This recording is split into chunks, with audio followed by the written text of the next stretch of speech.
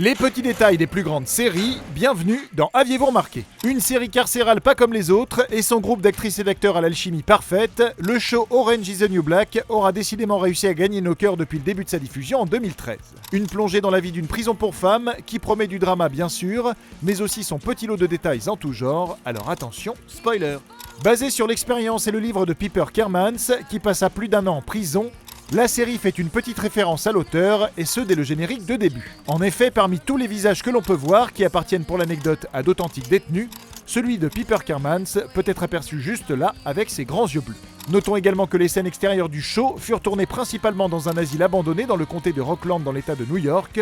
et que le titre de chaque épisode est prononcé ou vu au moins une fois dans l'épisode en question. Par exemple comme avec cette marque sur le bras, reprenant le nom du final de la saison 3. Toujours dans le registre des noms, certains patronymes de détenus sont de petites références à eux tout seuls, tels que celui de Galina Resnikov, dont le surnom Red est un clin d'œil au personnage de Morgan Freeman dans le film Les Évadés. D'ailleurs, les deux personnages partagent plus que leur nom, puisqu'ils font également passer tous deux de la drogue au sein de la prison à un moment donné. Autre petit détail sous forme d'autoréférence, dans l'épisode 10 de la saison 1, dans lequel on peut voir Larry devant la télé regarder un épisode de Weeds. Rien d'anodin ici, puisque la célèbre série fut également créée par la showrunneuse de Orange is the New Black, Jenji Kohan. Et ce n'est pas tout, puisque parmi tous les livres que les détenus lisent dans le show, on peut en voir quelques-uns écrits par un certain James Bollenbaugh, qui n'est autre que l'un des producteurs de la série. Orange is the New Black aime aussi cultiver les running gags, comme avec cette fin de blague « It's not an eggplant, it's retarded », que l'on peut entendre à 3 reprises dans les épisodes 2, 5 et 13 de la saison 1, sans jamais avoir la chance d'entendre la blague en entier.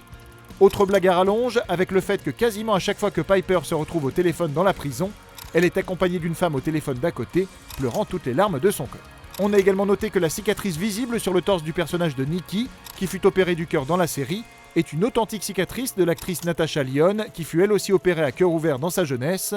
ou encore que dans cette scène au début de la saison 3, on peut apercevoir une entaille sur le visage de Piper, qui est une véritable blessure que l'actrice s'est faite pendant la scène. On a aussi pu remarquer que par une sacrée coïncidence, la mère de l'actrice Taylor Schiffing se nomme Patricia Miller, qui est le nom du personnage incarné par Madeline Brewer dans la série, ou encore que la Sophia visible dans les scènes au début de son changement de sexe ici, est incarnée par le propre frère jumeau de l'actrice transgenre Laverne Cox. Et pour terminer avec les histoires de famille, on a pu constater qu'Elizabeth Rodriguez, l'actrice interprétant Aleida Diaz dans le show, jouait déjà dans la série carcérale Oz, dans laquelle elle donnait naissance en prison.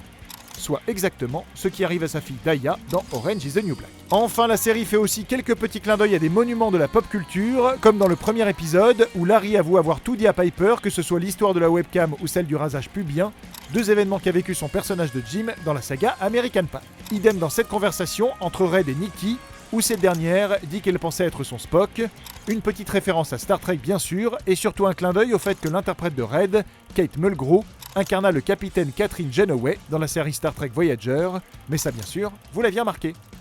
Non. Retrouvez cette série à regarder chez vous sur notre nouvelle application Allocinéum, disponible sur smartphone et tablette.